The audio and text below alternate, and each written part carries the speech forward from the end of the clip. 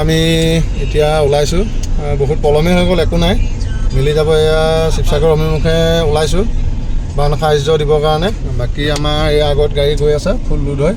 আৰু এয়া আমাৰ ইয়াহিয়া আহমেদ আৰু এয়া হৈ গ'ল আমাৰ গগো এয়া এইজন হৈ গ'ল এজন আৰু এয়া ৰাহুল ভাই এয়া হৈ গ'ল জিয়া ভাই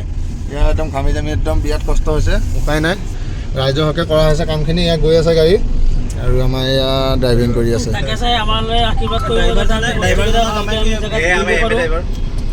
আৰু আপোনালোকেও যিমান পাৰে এই বান সাহাৰ্য খবৰ বান যিটো অৱস্থা শিৱসাগৰত হৈছে সকলোৱে ওলাই আহক এইটোৱে সময়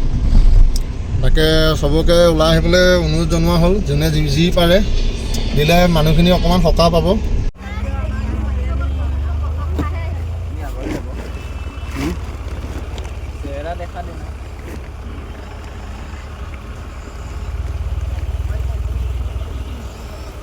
পানী ফুলটি হৈছে গাঁৱত উঠি আছে ঘৰ উঠি আছে চাই লওক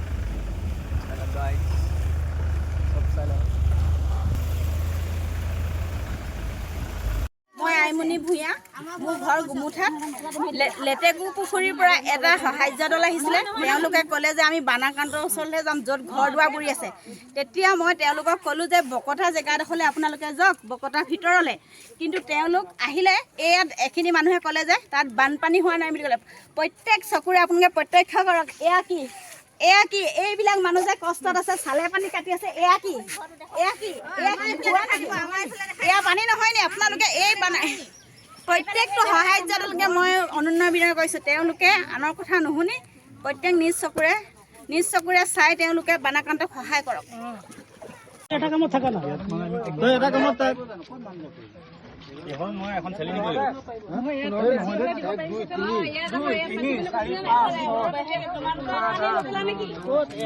বেলেগকে তাৰপৰা আহিছে হেপী জাৰ্ণি আমি জেগাই জেগাই দিবলৈ গৈছোঁ হেপী জাৰ্ণি জয় জুবিন দা অকণ ঠেলা মাৰি দিয়ক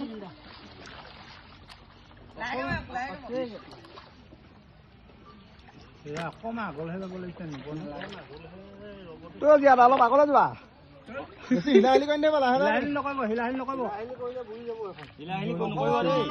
জয় জুবিন দা কিন্তু